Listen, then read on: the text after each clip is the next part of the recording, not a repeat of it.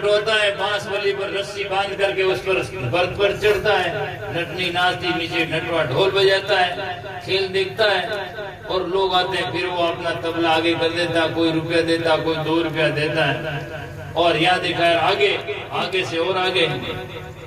कई दिनों तक दिखाता गया, कोई 1 रुपया दे, कोई 10 पैसा दे, कोई।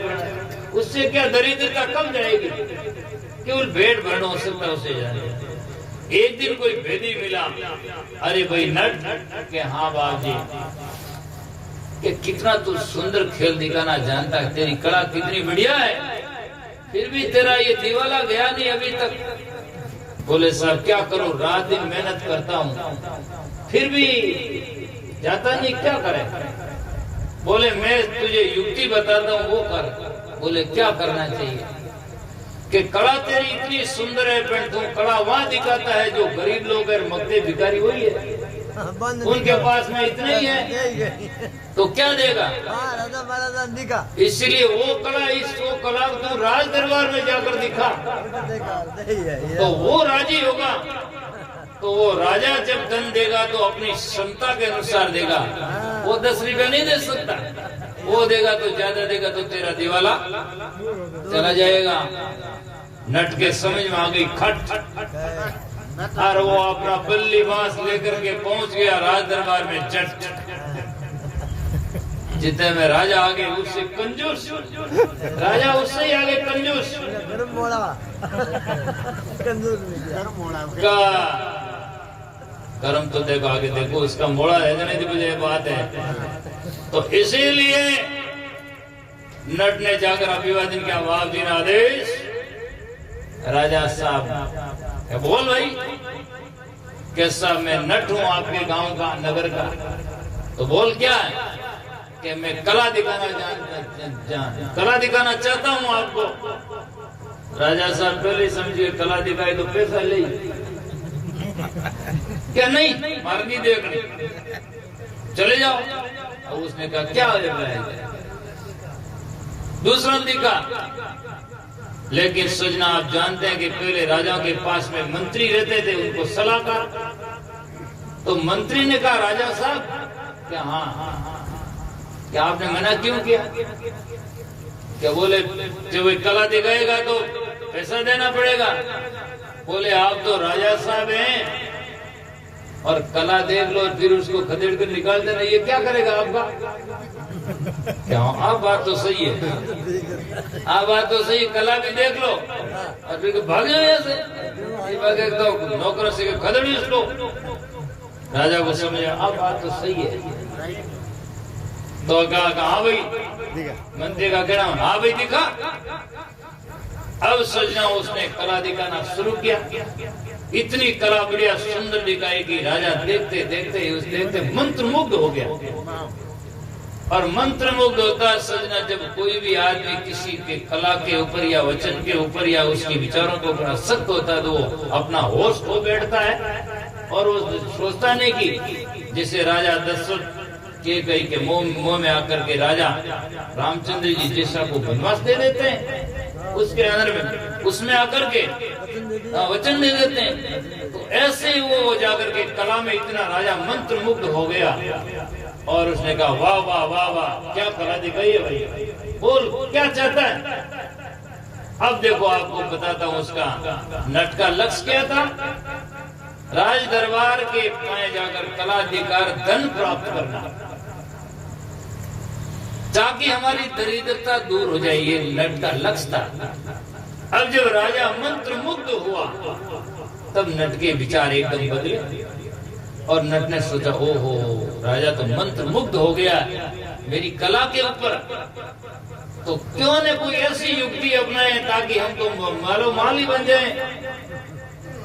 उसने सोचा और उसने मन में एकदम उसका विचार अलग आया और कहा ऐसा वचन मांग ले ताकि राजा हम ही बन जाए। तो राजा साहब से कहा हजूर मेरा एक वचन दे दो। क्या वचन बोलो। कि जो पहली बार मैं जिस चीज को सुप्रस करूंगा वो मेरी है। हाथ लगाऊं जो कोई वो हाथ लगाऊं मैं पहली बार मारी। राजा उसके मंत्रमुग्ध हो गए दिया। और राजा ने कह दिया तथास्तु, लो जैसा आप कहोगे और जैसे जिसके आप हाथ लगाओगे। बोले सा आज नहीं, मैं जब लगाऊंगा। कितने दिन बाद? बोले 2 दिन बाद में मैं आऊंगा और जिस चीज को मैं हाथ वो मेरी।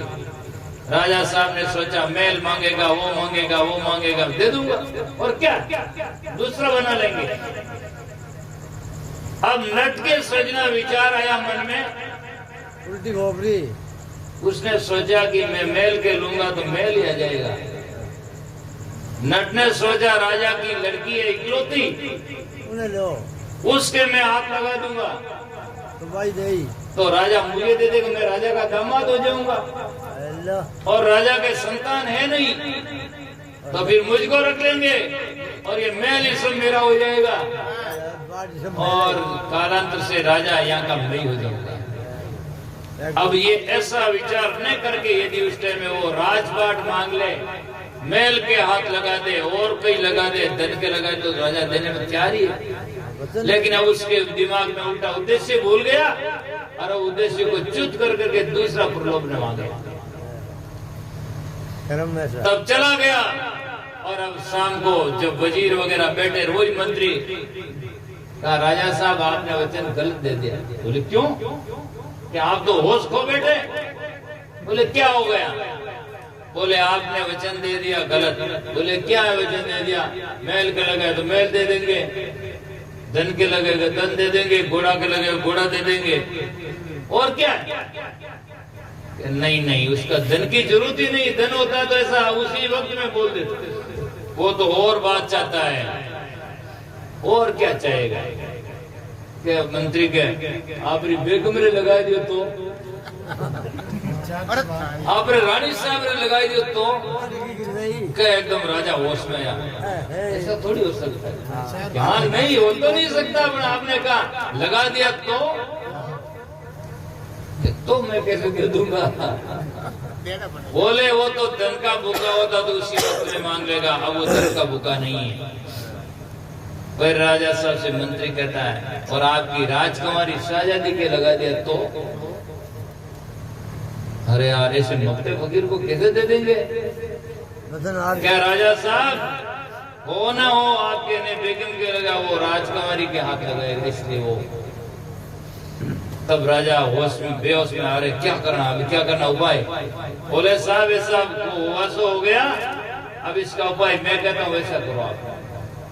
बोले क्या करा? बोले 2 दिन टाइम है, कारीगरों को बुलाओ, नौकरों को बुलाओ। राजा के दरबार के सामने, राज दरबार के सामने बहुत बड़ा ग्राउंड था। बोले इसमें चबूतरा बनाओ बीच में, ऐसा 20 फुट ऊंचा, और उसके कोई सीढ़ी वीढ़ी कुछ नहीं रखी। बुलाया कारीगर ने कहा भाई सुनो जल्दी जल्दी 2 दिन में भाई दूसरो झोपड़ो छुड़े जो पूरा को पूरा 20 फुट छोड़ दो ऊंचो, और इसके सीढ़ी वीढ़ी कुछ नहीं रखनी, और प्लास्टर कर दो एकदम चिकनो, आधी नहीं चिकने ठहरे जड़ो। और अब ये तैयार कर दिया और बोले अब तीसरे दिन जब नट आएगा तब इसके ऊपर शाहजादी को बैठा देना। अब वो तीसरे दिन सुबह हुई, वो नट आने की तैयारी हुई। राजा साहब ने कहा, मंत्री ने कहा सीढ़ी लाओ, और वो सीढ़ी लगा चबूतरा ने, और राजकुमारी ने कह दिया आप ऊपर बैठ जा, और बैठाने के बाद में सीढ़ी उठू ले आगे रख दी थोड़ी, अब दूर रख दी। और आप समझ सकते हैं कि भोगों का नारियों का विराग भी हो कम नहीं होता है। तुलसीदास जी को सांप ही जाकर के सजना रस्सा लगता है और मुर्दा ही लकड़ा लगता है। अब वो नट आया, साहब हजूर आदेश मेरा वचन। बोले हाँ भाई। वो आगो देखे क्या उन्हें चबूतरो तो नहीं दे, क्यों शिकारी ने शिकारी दिखे इन वास्ते उन्हें वो बस 3 दिन का सपना देख दो वो तो कि मैं क्यों नहीं हाथ लगायो नहीं, और ओ राजा रो दामाद मैं वो नहीं, और राजपाट और महल मारो भी नहीं, बस वो तो बस सपना देख दो। इंद्र वो सोचे कि इंद्र में पहुंचना जी में आयो वो, आओ तो उन्हें चबूतरो तो नहीं दिखाने साजादी लड़की नहीं क्या बस हो गया मैं हाथ लगा भागो हाथ क्यों फूके कैसा मैं हाथ लगाऊं मेरी वचन हाँ क्या वो दूर भागो भागो आयो ज्यों ज्यों नजदीक आयो उनके वो चबूतरो यूं ऊंचो देखियो क्या चारों में घूमियो कूदे तो ये तो फूके घूमे तो पहुंच नहीं सके कि चारों ओर घूमियो के देख सीढ़ी तो है ही नहीं कोई चढ़ने वास्ते पगोते सीढ़ी तो ही नहीं तो चारों ओर घूमियो दूसरों ने बार सीढ़ी आगे पंजाड़ी पड़ी थी आगे वो तो भूल गो कि मैं पहली मारो वचन कही है हाँ अब वो सोचो क्या सीढ़ी मेल हाथ लगाई दियो क्या वो भागो भागो सीधे ही कने सीढ़ी पड़ी उन्हें हाथ लागो क्या सीधे वो जा रहे हो क्या जान सीढ़ी ने हाथ में ली क्या राजा क्या रुक जाओ सब रुक जाओ हो गया हाँ वचन पूरा हो गया तेरी ये वचन पूरा हो गया है ना आ सीढ़ी पंजाड़ी पचे नौकरान के अलावट बेवकूफ ने हटे कला बताई और यहाँ आकर के धन के लिए आया और यहाँ आकर के शाहजादी के लिए मोह करके अब इसे ऐसे लगते और इसे बेवकूफ आदमी को आप पंजाड़ी गला में डालो इन्हें दे दो पंजाड़ी और इन्हें ऊपर चौपा लगा बाहर काटो इधर साहब तो सजना ये तो एक उदाहरण है और हम यहाँ आए भक्ति भजन के लिए अटे आने दूसरा में प्रलोभन में पड़िया नहीं तो पचे ऐ नहीं आता वाला ना पंजाड़ी गड़ा में आवेला है ना आवेला और ऊपर डंडा पड़ेला इसीलिए कबीर साहब ने कहा संसारी से प्रीतड़ी सरियाने को काम दुबिया में दोनों गया माया मिलीन कोई राम है ना अब वो पैसा भी दी उस टाइम में मांग लेता मुझे करोड़ों रुपए दे दो तो दरिद्र चला जाता महल मांग लेता तो राजा महल दे देता कितना जिंदगी में सुख पाता लेकिन एक प्रलोभन के कारण से पूरा सब विनाश हो गया क्योंकि उसने च्युत अर्थात अपना उद्देश्य कर्तव्य से वो विचलित हो गया दूसरा प्रलोभन में आकर के उसने जाकर के जिंदगी खराब कर दी ये तो इसीलिए यहाँ आकर के हमें जाकर के उस परमात्मा सत्य का चीनने का उद्देश्य जो बनाया है उसी उद्देश्य को लेकर के चलना है और हमें भक्ति भजन करना है एको एक ही हो रिया वहां सांस तो लाना काऊ की चाले नहीं छानिया दूध और पाना साहिबरी करो बंदगी साहिबरी बंदगी करो राम जी महाराज का स्मरण करो साहिबरी करो बंदगी भूखाने देवो दाना जो भूखे लोग हैं उनको दान दो अर्थात उनका उपकार करो भूखाने दो दाना समझावे सुखदेव जी चरणदास सयाना इस चरणदास सयाना समझ ले तो 4 का 1 फिर गाय तो बचवा विराम